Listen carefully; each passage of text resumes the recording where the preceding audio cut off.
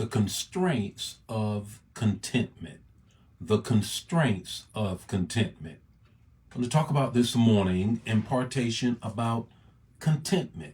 Good morning, everybody. What a wonderful morning it is. Happy Thursday morning. It's Thirsty Thursday. I hope you're thirsty for the word.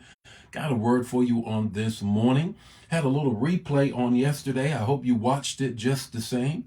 But this morning, it's all live. It's all real. It's all fresh. Got a word for you about contentment. About contentment. Now, before I get into that, I want to raise a question. I want to ask a question. Good morning, Jesse. How are you on this morning? Empowerment leader. Okay, I like that. I like that. Want to raise a question for you this morning. Are you content? Are you content? Good morning, Deborah. How are you? Good morning, Verena. How are you? Good morning, Pamela. How are you? Are you content? Are you content? Are you content? That's what I want to ask that question. Put it in the chat area. You content? Well, I want to talk about the constraints or the confusion. That's a better word. The confusion about contentment. The confusion about contentment.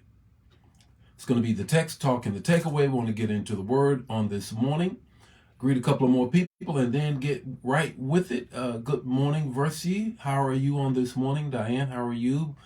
Betty, how are you? Grand morning to you on this morning. Good morning, Sharon. How are you on this morning?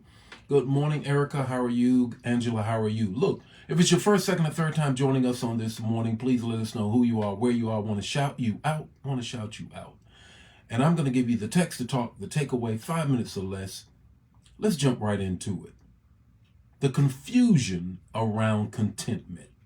Here's the text. Philippians 4:12. Philippians 4:12.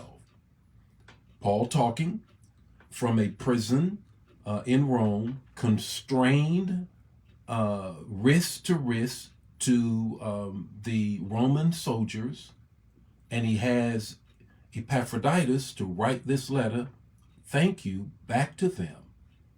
And he's thanking them about the money that they put on his books, literally. And he says this, I have learned the secret of being content. I've learned the secret of being content. He says, I've been up, I've been down. I've been level to the ground, my mother would say. And I've learned the secret of being content. Now, I want to read the entire portion to you. It says this, I know what it is to be in need. And I know what it is to have plenty. Paul talking. I have learned the secret of being content in any and every situation, whether well fed or hungry, whether living in plenty or in want. Now, there's some confusion around that text, and let's demystify it this morning. The first thing I want to share with you is satisfaction is not contentment. The mistake we make is that we think that Paul is saying he's satisfied. Not at all. He's not saying I'm satisfied with where I am. My God, I'm in a prison. Not with the church that I have planted, my first church, there in Macedonia, Philippi. I'm not satisfied by no means, but I have learned, which is the second thing I want you to share with you. Paul says, I have a teachable spirit, and life has taught me contentment. Life itself has taught me contentment. I've been up, I've been down. I've been hungry, I've been full. I've had plenty, peace.